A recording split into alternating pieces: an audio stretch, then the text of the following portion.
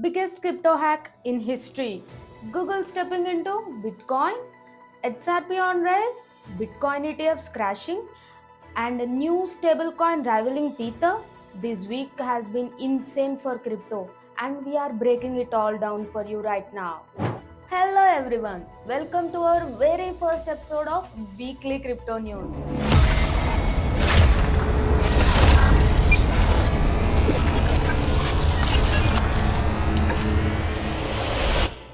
Where we break down the biggest events in the crypto space. If you love staying ahead in crypto, make sure to hit the like button, subscribe, and turn on notifications so you never miss an update. Alright, let's jump into it. So, here's the shocker of the week. Bybit has just suffered the largest crypto hack in the history. That's right. $1.5 billion vanished in exploit during Ethereum transfer. And guess who's behind it?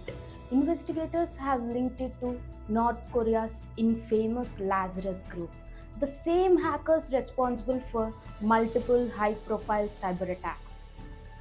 Bybit CEO Ben Zhao has reassured users that all assets will be fully refunded, and they have even put up a massive $140 million bounty for any info that could help recover the stolen funds. So here's the scary part. The hackers are already laundering the money. 19,000 Ethereum has been moved to non-KYC exchange and 1400 Bitcoins have been transferred elsewhere. When Bybit asked the exchange to freeze its funds, they refused. The Lazarus group used a clever trick, converting Ethereum into USD coin on Uniswap, then swapping it for Bitcoin through Chainflip before cashing out. This just shows how smarter crypto hackers have become. What do you think? Can Bybit recover the stolen funds? Drop your thoughts in the comments below. Alright, now let's talk about something massive for crypto adoption. Google is reportedly integrating Bitcoin wallets into Google accounts. Imagine being able to use Bitcoin as easily as Web2 payment solutions. This was revealed by Web3 expert Kai Sang at an Hong Kong Bitcoin Tech Carnival. Google plans to use zero knowledge proofs or similar encryption technology to ensure ultra secure transactions between on chain and off chain systems. Now, we have seen tech giants attempt crypto integration before. Facebook's Libra failed, Telegram's TON blocked. But with Bitcoin ETFs now approved and crypto adoption at an all-time high, Google's move could be a game changer. Would you use your Google account for Bitcoin transactions? Let me know. XRP holders, good news. XRP's price just pumped 7.5%, hitting $2.71 after some major ETF developments. The SEC has acknowledged multiple XRP ETF filings from WisdomTree and Canary Capital. This triggers a 21-day public comment period, followed by up to 240 days for a decision. Meanwhile, Brazil has already given a green light to its first spot XRP ETF, and Hashdrag's Nasdaq XRP Index Fund. It will be launching on B3 exchange, making Brazil the first country with regulated XRP ETF. The US is still waiting with filings from Grayscale and CoinShares under review. And with Ripple's ongoing legal battle with the SEC, there's still uncertainty. Will the SEC approve an XRP ETF in the US? Feel free to share your thoughts. Next up, the SEC has opened a public comment period on whether to approve option trading for 3-spot Ethereum ETFs: Grayscale Ethereum Trust ETF, Grayscale Ethereum Mini Trust ETF, and Bitwise Ethereum ETF.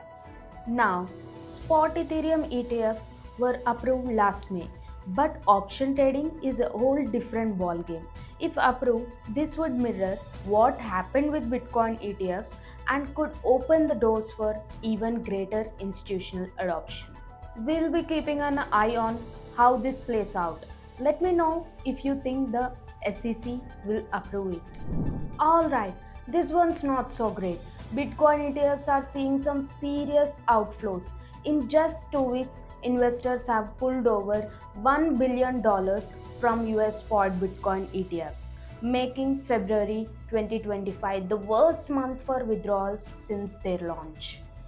Last week alone, $559 million left the market, following $585 million the week before. Grayscale GBTC led the way, while BlackRock's IBIT was one of the few to see inflows. Bitcoin ETFs were a major milestone for crypto, but this volatility raises concerns. Is this just a temporary dip or a sign of bigger market trends?